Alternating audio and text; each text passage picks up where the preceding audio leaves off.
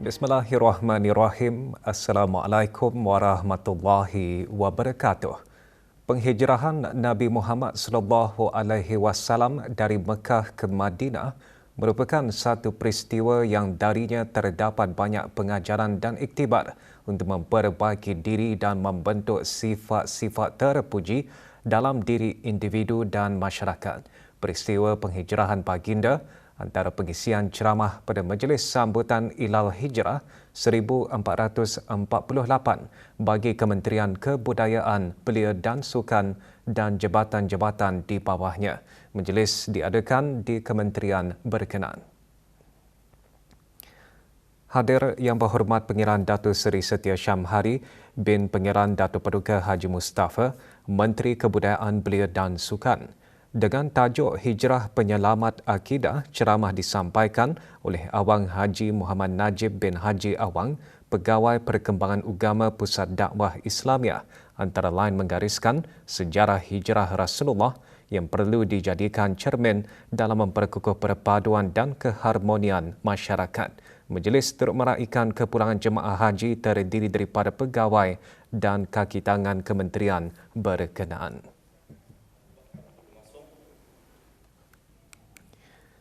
Bahagian Hal Ehwal Muslimah Jabatan Hal Ehwal Masjid Kementerian Hal Ehwal Agama dengan kerjasama Pejabat Hal Ehwal Masjid Daerah Tutong serta Jawatankuasa Takmir Masjid Kampung Bang Dalam Daerah Tutong turut mengadakan majlis serupa. Majlis diadakan di Masjid Kampung Bang Dalam Daerah Tutong.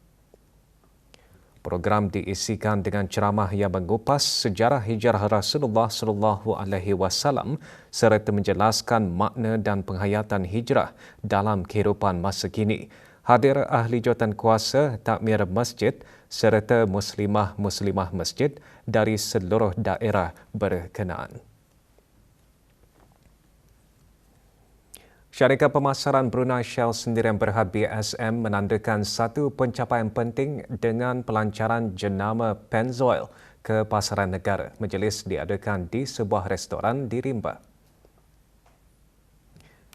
Hadir Muhammad Alex Serwan Omar, Pengarah Urusan BSM. Pengenalan produk baharu itu bertujuan mengembangkan portfolio sedia ada BSM, menawarkan rangkaian penyelesaian minyak yang lebih luas dan dipercayai pelanggan. Pennzoil boleh didapati melalui pengedar dan bengkel berlesen terpilih mulai hujung bulan ini.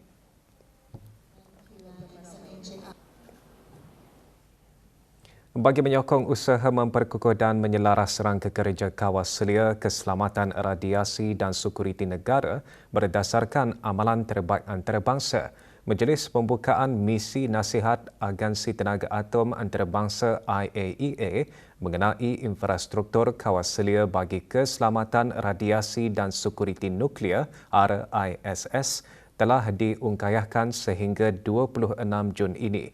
Acara menghimpunkan pakar antarabangsa daripada IAEA serta pihak berkepentingan bertujuan menilai dan memberikan infrastruktur Kawal Selia negara Brunei Darussalam dalam aspek keselamatan radiasi dan sekuriti bahan radioaktif.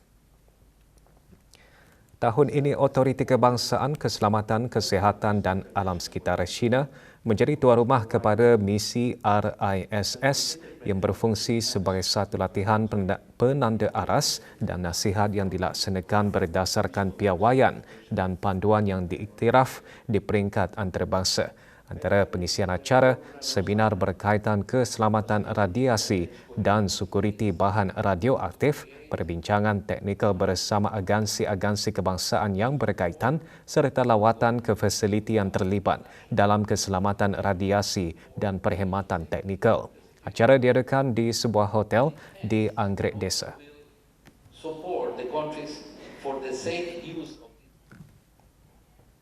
Kementerian Kesihatan melalui Pusat Promosi Kesihatan HPC mencapai satu mercu tanda signifikan apabila kementerian berkenaan secara rasminya diiktiraf sebagai ahli gabungan kepada ahli gabungan rangkaian Global Bandar dan Komuniti Mesra Usia Pertubuhan Kesihatan Sedunia WHO.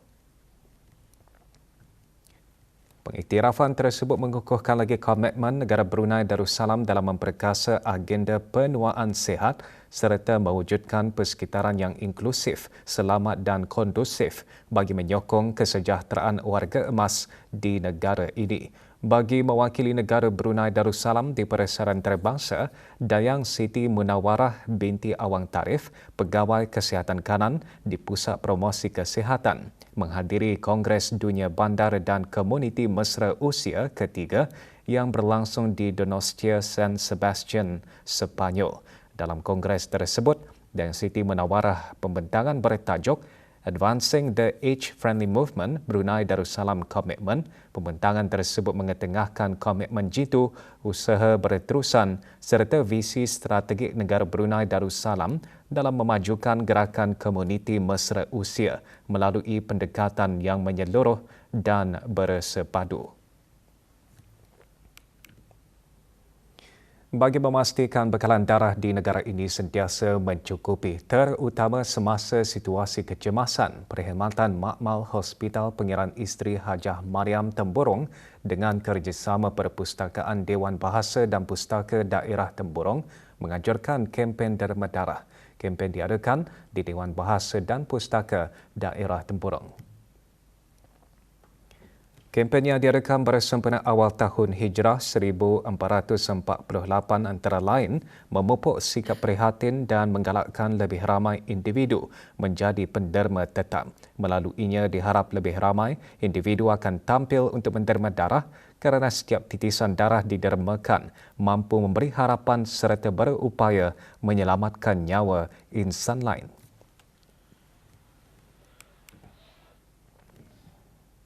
Perkembangan serta hala tuju pergerakan pengakap di negara Brunei Darussalam antara dibincangkan semasa Mesyuarat Agung Tahunan Persekutuan Pengakap bagi tahun 2026.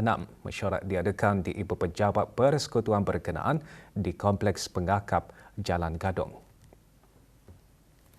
Antara agenda yang turut dibentangkan ialah pengesahan minit Mesyuarat Agung Tahunan 2025 dan laporan setiausaha agung. Juga diadakan proses pemilihan dua ahli sebagai ahli Majlis Pengakap Kebangsaan bagi Penggal 2025-2028 melalui undian.